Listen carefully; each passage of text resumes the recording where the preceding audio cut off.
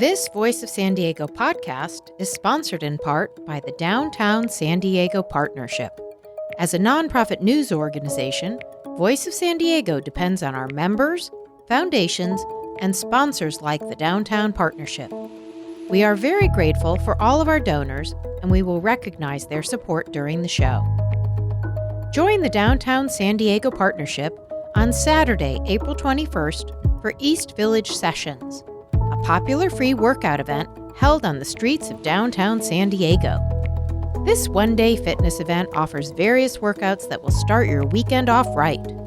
Join the Downtown Partnership at 8th Avenue and J Street for one class, or stay for all 5. Visit downtownsandiego.org for details and to register today. And if you like Voice of San Diego's work and want to become a sponsor, contact us at development@voiceofsandiego.org.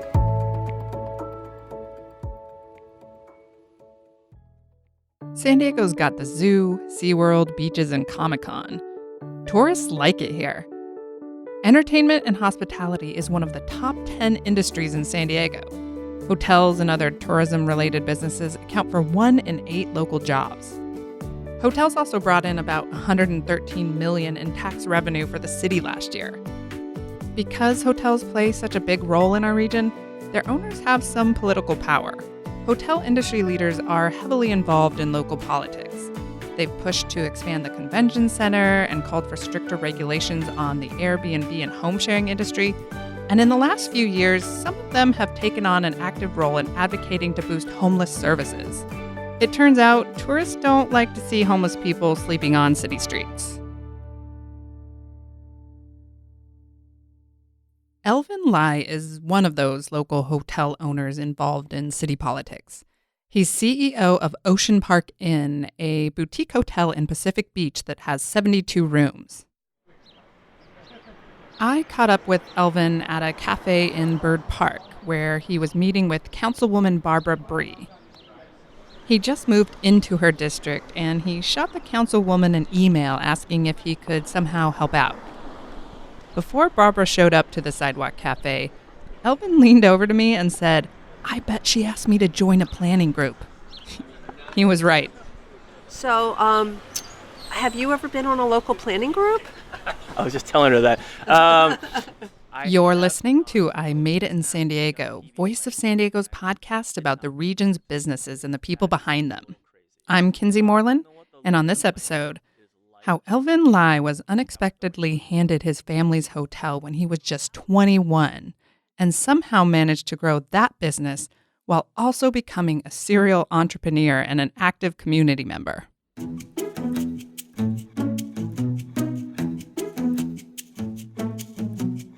Elvin was born in San Diego. His parents were immigrants from Taiwan. As soon as his family got to the United States, his dad opened a laundromat in Pacific Beach.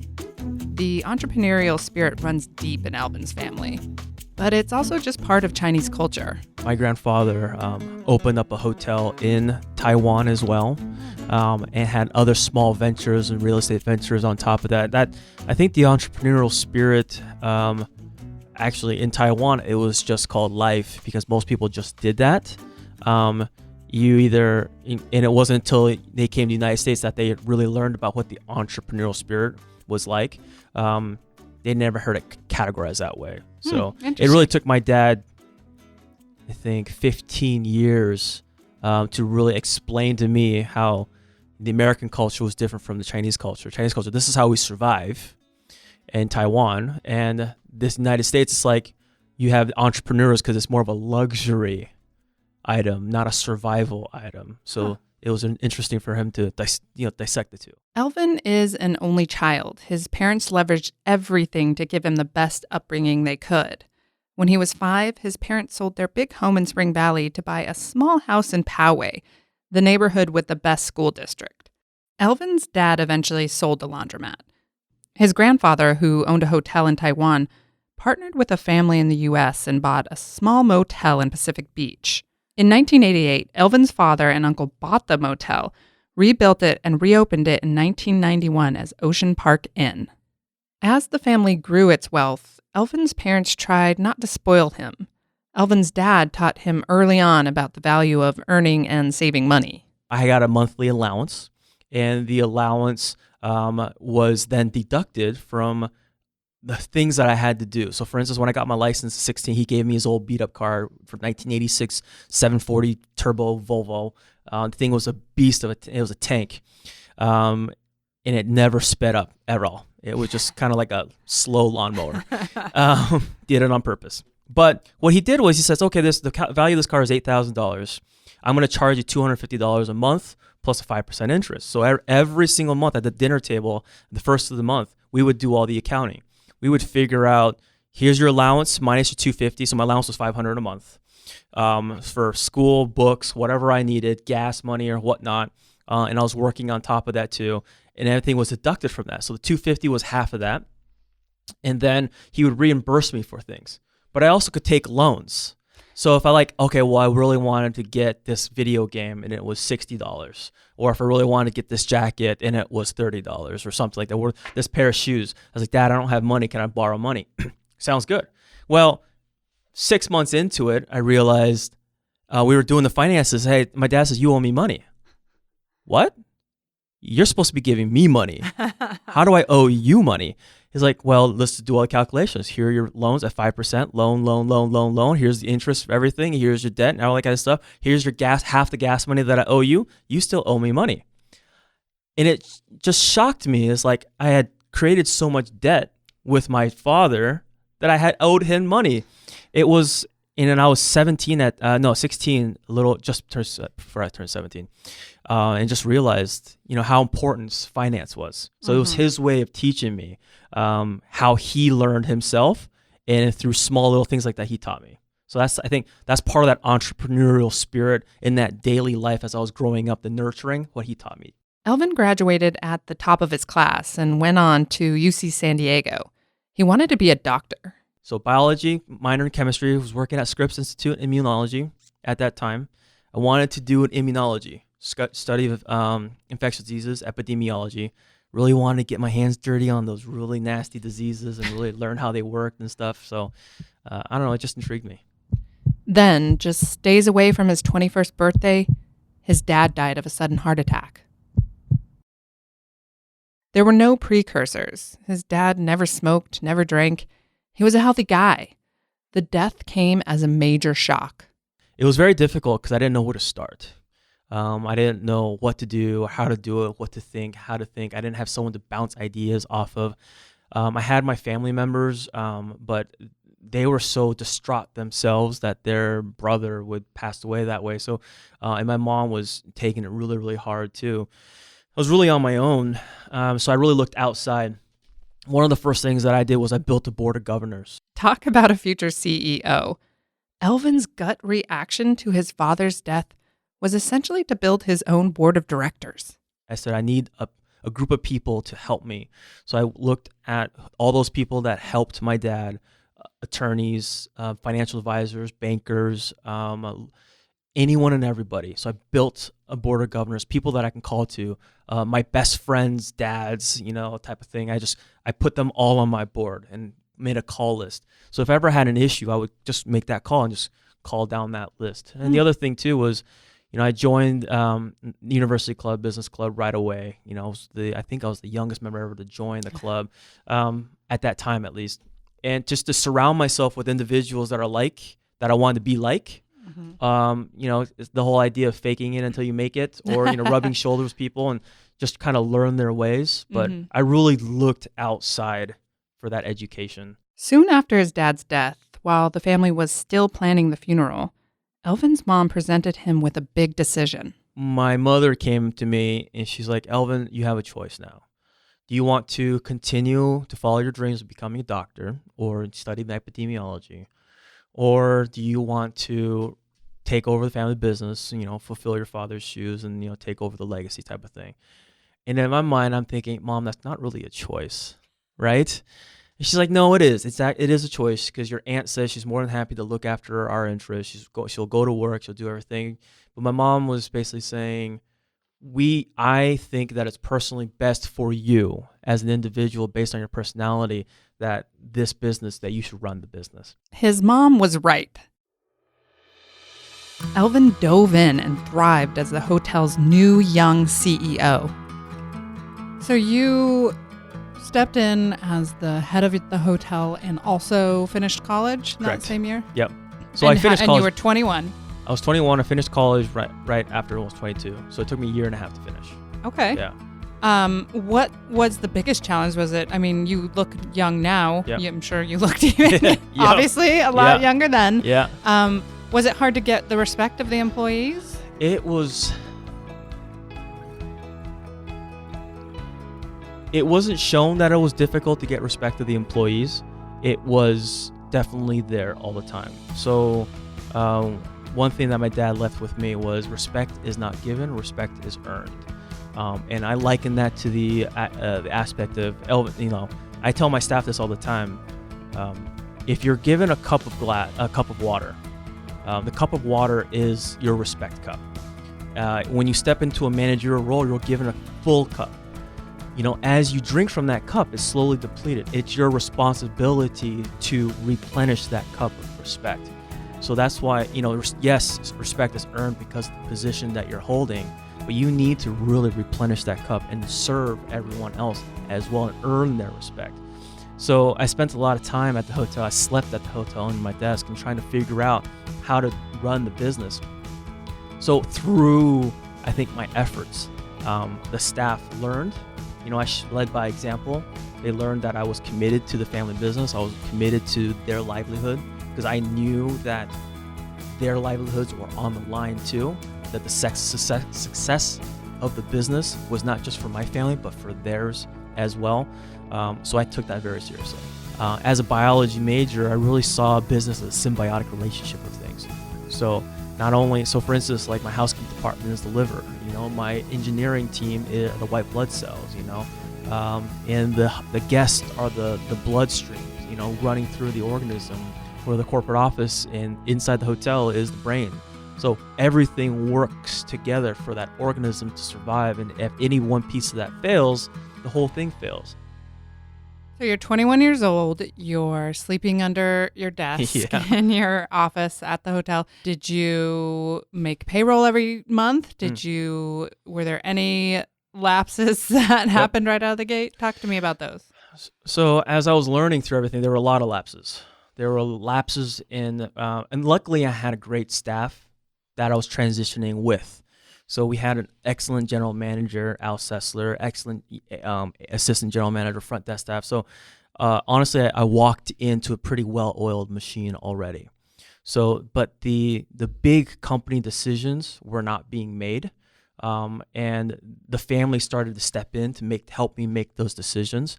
But there were lapses in payroll. There were lapses in getting payroll out, or lapses in bills getting done, all that kind of, as I was learning the ropes. Cash crunches were few and far between, only because my father had already instilled upon me how to run cash at a very, very early age. So I saw the spreadsheets. It was interesting. When I saw his computer and was able to log in finally, it took me 3 days just to log into his computer. So once I was able to log into his computer, all the things that he was teaching me as I was growing up were in spreadsheets on his computer. So it was very instinctual for me to just kind of jump in and be like, okay, I know where my dad's thinking on this. Now I know what this means. Oh, okay, I know what my dad's thinking about this. And I get that now, So those little things that he taught me at the kitchen table were all actualized on his spreadsheets for business. So it was learning how to do the business was the hard part, and just understanding my dad's thought processes as he was running the business. And that took about 2 years to really get solid. Elvin wanted to learn more about how to run a successful business. So here's where things get a little weird. I would like to talk to you about an exciting opportunity. I just need 30 minutes of your time to explain it, but it has the potential to transform your life. I'm talking about multi-level marketing companies. Elvin continued running the family hotel, but he decided a good way to learn business strategies quickly was to get into the multi-level marketing world. Mary Kay Cosmetics, Amway, Herbalife, Usborne Books, those are all MLM businesses. They're the type of friend-to-friend companies often written off as pyramid schemey. That's because the companies mostly only benefit the people at the very top of their game. The rest mostly lose money and friends. When we come back, how Elvin's foray into multi-level marketing and then a handful of other business ventures won and lost him money, but also ultimately made him into a better hotelier. What are you waiting for? 100 people. Share with everybody. They want what we have. We got it. Okay, hold on. I'm supposed to share that with 10 people I love, adore, and admire. That's a tough ask. Let's see. There are the judges on this season of Project Runway. That's 3. Voice of San Diego podcasts are also sponsored in part by a proud supporter of Monarch School. Monarch School educates students impacted by homelessness, helping them develop hope for a future with the necessary skills and experience for personal success. Monarch is holding its annual fundraiser, Building Bright Futures, on April 26th. Join event chairs Tracy Hoffman and recent Hall of Fame inductee Trevor Hoffman at the event. Find out more at monarchschools.org/events. And if you like Voice of San Diego's work and want to become a sponsor, contact us at development@voiceofsandiego.org.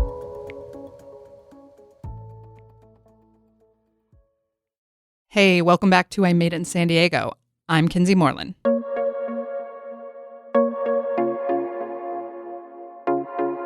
When his dad died and Elvin stepped in to run the family's hotel, he was still young and inexperienced when it came to business. He wanted to learn more and fast. So instead of taking a business class like most people might, Elvin dove headfirst into multi-level marketing, selling herbal supplements to his friends. I knew I needed to learn accounting because money is the lifeblood of business. But one of the things I didn't know how to do was sales. I mean, I was a lab rat up until this point. Yes, I was very social, but I didn't have business acumen or social skills in that setting. At being a part of university club at that time, I still wasn't interacting like I thought I should be. So I got hooked up with this multi-level marketing company. And I said, okay, well, let's give it a try. If anything, I'll learn how to sell me and sell a product better. One of the things, and I got really close with the owner of the multi-level marketing company. And he taught me, he goes, Elvin, you need to go buy a suit and tie. Buy a couple of suits, that's the first thing you need to do. I'm like, why is that? Like, I don't even own a suit. I think I have a tuxedo from like band, but I don't have a suit and tie. It's like, well, go buy one. It's like, because that's going to be your suit of armor. I'm like, what does that mean? Your suit of armor is you're gonna fake it until you make it. You gotta dress the part, act the part, and be the part. You have to dress on where you're going to be, not where you're at now. Not only that, it deflects all the no's that you're gonna get. He was totally wrong about that, by the way, because the no's still stung like heck. But he really taught me, like, that suit of armor will get you in the mindset that for the 10% rule, for every 1,000 people you talk to, you're gonna get 900 no's. 900 no's, you get 100 maybes. Of those 100, you'll get 10 people that said, all right, let's talk. And at those 10, you'll get one person that says, okay, let's have that conversation. And you get a real bite to really, really move on to. So how far up on that pyramid scheme did you get? That's interesting. I made over $200,000 my first 9 months. Oh my God. Yeah. So you're like that 1% that actually does well in the multi-level marketing. I don't know what the percentages are, but I had success in it because I had access to the owner and he was teaching me how he built the company. Okay. And he taught me the 3-foot rule, right? Anyone within 3 feet, you got to talk. So now my wife Nan, she always either laughs at me or is irritated by me because when I'm in the bathroom line, I can't not help myself but talk to the other guy in the bathroom line. It's just built into me now. Oh wow. But it's That's really fascinating. It's actually really interesting only because it's taught me to get outside my shell. Okay, so you are having success with these vitamins or supplements. Same time you're running your family's hotel. Yeah. What were the finances looking like there? So at that point in time, I had access to the marketing department at the vitamin company, and I was really asking them questions. How do you market your product? I realized that our online distribution of the hotel was very, very lacking. Mm-hmm. So we met with my general manager. He said he'd been talking about this, but the family wasn't really on board with it. So one of the changes that we made right away was, we changed the Al, the general manager, really pushed forward and got the online travel agents on board and got them to sell our product and really got a wider channel of distribution. And from there, we saw sales double, in the course of 3 years. So at that point in time, the finances of the company were great. And at that point in time, I was learning how to more budgeting, finance. I was taking accounting certification classes. And this was like 2005? this is 2005. No, more like 2006, 2007. Okay. So 2006, I was really getting into forecasting because everything was on the up and up, right? Everything was really, really going up. I figured something would have to start dropping down.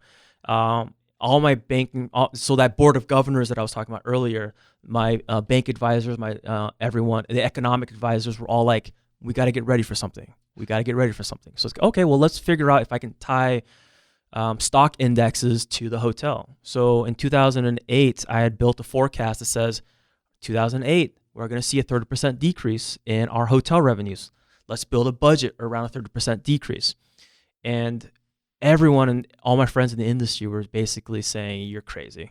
There's no way that we're going to see a 30% drop. I was like, okay, maybe not you because you're a business hotel, but I'm a leisure hotel. So I'm going to see a 30% drop based on the volatility index, the housing index, the oil index, the Dow, the NASDAQ, everything, the spider. I put all that into one thing, leisure products and whatnot. I even had like the price of milk in there as an index. So, and I built that out. So I'm going to see 30%. And my new general manager at that time was like, Elvin, I can't work on this budget. It's like, well, you're going to have to. We're gonna prepare for the worst case scenario and kind of go from there. Because my safeguard was the entire chessboard. I'm not going to fire anybody in the hotel. We're going to make sure that we can keep everybody employed. Sure enough, we saw a 28% decrease in 2008. We didn't fire anybody. We didn't lay off anyone. We didn't decrease anything. We just decreased our supplies and the demands of the things that we were using. And we cut some hours in some areas, but we kept everybody employed because of the forecasting that we had done. Elvin was shaping up to be an astute businessman.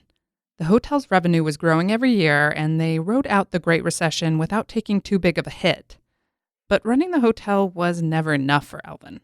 After 9 months in the multi-level marketing company, he took his $200,000 profits and got out. He started doing some consulting for small businesses on the side. But I started doing turnaround consulting from some small companies. I started learning some more things about. I got really good, unfortunately, I got really good at firing people or reorganizing companies. And what were you, like 26? Yeah. So they would bring in a 26-year-old man to fire their... Yeah. Most, they were all small businesses. They were all very, very small, like at most 8 or 9 employees, right, at a time. Okay. But they would bring me in because they didn't want to do it themselves. Elvin also tried his hand at a tech startup, an online shopping venture. But Amazon came along and completely killed that business. He did nightclub promotions for a friend, a side venture he says built his confidence and taught him more about marketing. And then he got a job at an asset management firm. He learned about investing, then took the money he'd made from his stint in multi-level marketing and put it into real estate. And yeah, he was still running the hotel too. I started buying and selling real estate on the side because that's how you build real wealth and longevity for the family. And then I tried to build another hotel. So I tried to create a hospitality. It was called HOPS, Hospitality Opportunity Placement something. I can't remember the actual acronym anymore. It was so long ago. But I had gotten investors from Hong Kong and investors from China to invest in a new hotel to buy. And that actually started because I took a job at an asset management firm. And so you'll find that I take jobs to learn trades. Sure. So I had no idea how to do asset management, how to find properties, how to do this. And so I said, okay, well, will you hire me? Actually, 6 of the companies turned me down. They all thought that I was trying to steal secrets, which I was. But one company actually hired me. And I went to go, I worked with them for a little bit and learned their process, how they looked for things, how they saw things, how, the research that went behind it. And I found a bunch of hotels. So the frustrating part was I found great gems to buy and they wouldn't move on it. So I had left the company at that point in time, raised money on my own. And as I was putting money together, I finally had a property in Phoenix, Arizona that I wanted to execute on. But when I had all these letters of intents ready to roll, but since the LOIs didn't have any clause that says, well, if you pull out, there wasn't any penalty to it, they just pulled out. Lesson learned. Lesson learned. So everything is like, okay, well, that really hurts. So I had to, I lost some money on that deal, right? Because I reneged on a purchase contract and I was, doing everything. And it was a lesson. So it was just slowly learning how to do business and kind of stepping into my own shoes. My mom always told me I was a person to learn from mistakes, and I had to make my mistakes first. Unfortunately, some mistakes really cost me.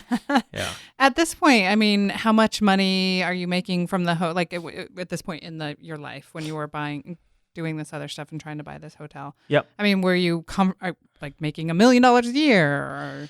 Well, the family was making $1 million a year. So so how it works was everything goes to the family. Okay. So I was making $40,000 a year. Okay, because you have to divide it between your mom, your aunt? No, so my mom and my uncle were the people that got divided. Okay. But I was just a salary employee of the company. Okay. So even though I was the manager of it, I made $40,000 a year. Granted, I definitely, the family provides a lot more like housing, all that kind of stuff, and cars. Okay. And that's how we kind of run all the finances through. But personally, that's what I was doing. Okay. So I was also, and I think that was by design in my trust from my dad, was for me to learn how to build a life on my own and not dependent on the family stuff, because that's what he had to do. So he was always, even in his death, he has continually to teach me how to build my own. Do you come up against the sort of stereotype where people are like, oh, that's the guy who inherited the hotel from his dad? All the time. Yeah. Does it All bug the time. you? Does that bother you? No, because it's the truth, right? So if I can't prove to you already that my actions have spoken louder than your words, then there's nothing to really prove to you. If you're going to hold a stigma that I'm the guy that just inherited a hotel and I'm living, comfortably because I inherited a hotel, then that's always going to be your opinion. But if you know me through my charity work, through my activism, and through the work that I do outside of the hotel in the small businesses I'm trying to create and employ other people, then you know me as a different person. Elvin did scale back his side ventures a bit after the economic crash in 2008. Focusing more of his energy on the hotel. But in 2011, when things started picking up again, he got the itch.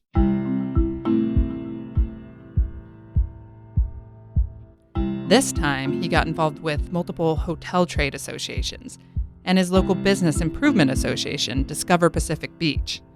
He also helped start a new company that sells software for hotels. Really was looking for a platform that we could text message, that we could digitally route tickets. Who's we? My general managers and I. Okay. So my general manager, myself, and I think my front office manager at that time. And you just saw a need for better software for the hotel industry. Correct. So we were looking out there. We were looking first to see if there was anything built, and we found the only option out there at that time was way too expensive. It was actually cheaper to develop something instead.